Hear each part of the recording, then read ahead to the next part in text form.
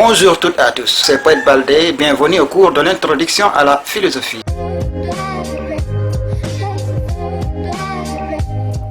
La question qu'est-ce que la philosophie est sans doute redoutable et tenter de la définir n'est pas une chose aisée. Cependant, nous allons essayer de la définir. Du point de vue étymologique, elle renvoie à l'amour de la sagesse. Comme le dit René Descartes, c'est l'étude de la sagesse.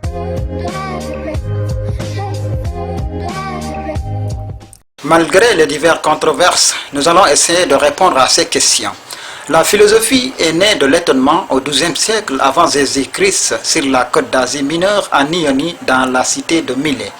Mais il ne faut pas confondre l'étonnement philosophique et l'étonnement ordinaire qui, lorsqu'il nous saisit, nous installe dans l'absence de maîtrise du réel, mais également dans une croyance, une acceptation et une soumission vis-à-vis de l'objet de l'étonnement.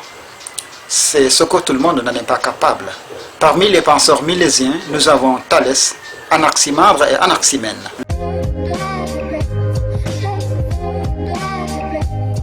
Le philosophe. Le philosophe est sans doute celui qui ne possède pas le savoir et le cherche à sa manière. C'est donc un chercheur qui est obligé d'avoir un esprit critique. Mais attention, il ne faut pas confondre l'esprit critique et l'esprit de critique, qui est un esprit négatif, qui fait une fixation sur la critique elle-même au lieu de chercher la vérité.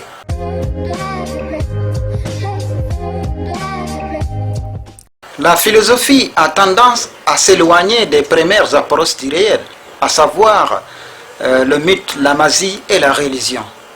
Elle se distingue aussi des certitudes premières, telles que l'opinion, le préjugé, le rumeur, le sens commun et connaissance sensible. Bonne suite de programme et je vous donne rendez-vous au prochain cours qui portera sur la définition des concepts.